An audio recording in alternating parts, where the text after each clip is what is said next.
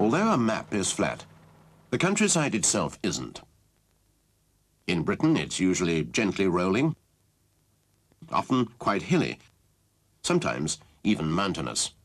A map maker not only has to represent towns and forests, roads and rivers on his map, he has to convey accurately these differences in the relief of the land too. Take this village, Hawkshead. It has a church with a tower and a main street with houses on both sides. It stands by a stream which flows under a road bridge to a small lake. Behind the village is a wood. You'll find all these features on the map of Hawkshead on the Ordnance Survey 1 to 50,000 scale maps of Great Britain, represented as conventional signs. And you'll find another feature as well, one which only exists on the map. The thin brown lines called contours. They're an invention of the map maker. He uses them to indicate the height of the land. Let's see, in one small area, how the contours are built up. A contour is an imaginary line joining points of equal height. Here, most of this land is over 40 meters, so the 40-meter contour is the first to be put in. All points along this line are 40 meters above sea level. Contours are drawn at intervals of 10 meters, so the next contour is for 50 meters. Along this contour, all points are 50 meters above sea level. Below this contour, all points are less than 50 meters. Above this contour, all points are more than 50 meters in height. Finally, the contour for 60 meters.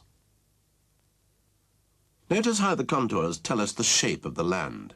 They pick out hills and valleys. By a study of the contours, we can deduce the shape of the land. But first, two additional aids the map makers give us to show the height of the land. The small blue triangle shows the top of this moor has a triangulation pillar at 361 meters. Spot heights are placed at intervals all over Ordnance Survey maps. Not all spot heights are at triangulation positions. Secondly, some contours are more heavily marked than others, the 150-meter contour, for example, and the 200-meter. In fact, contours are given thicker markings every 50 meters. These thick contours are known as index contours and are put there as a guide to the map reader.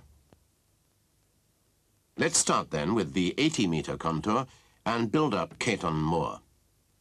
This is the 80-meter contour. Now add the 90 and then the 100, and then every contour at 10-meter intervals from 110 to 360 meters. Gradually, the landscape of Caton Moor takes shape before us. Now add the peak of the hill, 361 meters, as the triangulation pillar told us. This is the skeleton of the moor. Clothe it, and the model is complete. Caton Moor, as we can visualize it from the map. And this is Caton Moor as it actually is. The map has told us almost everything we need to know. Let's take another example, Whitbarrow. Over half of Whitbarrow is covered with woodland, but the contour system is still complete on the map. Let's build up Whitbarrow, as we did Caton Moor, starting this time with the 50-meter contour. Now add the 60-meter, and then the 70, and then every contour at 10-meter intervals from 80 to 210 meters. This is the skeleton of Whitbarrow. Clothe it, and our landform model is complete.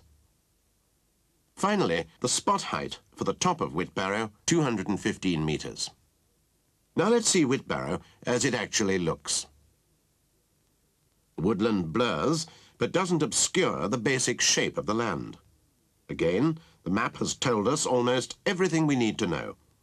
By using the contours and our imagination, we can see the landscape from the map. Where there are no contours, the land will be flat.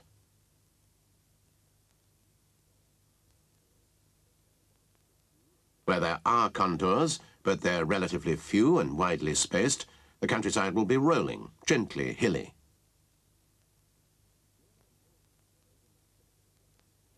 Where there are more contours and they're closer together, the land will be hillier still.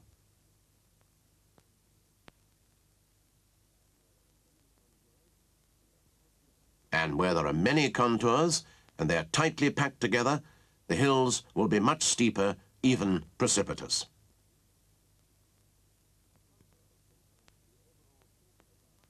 Contours can tell us the overall shape of the land from the map.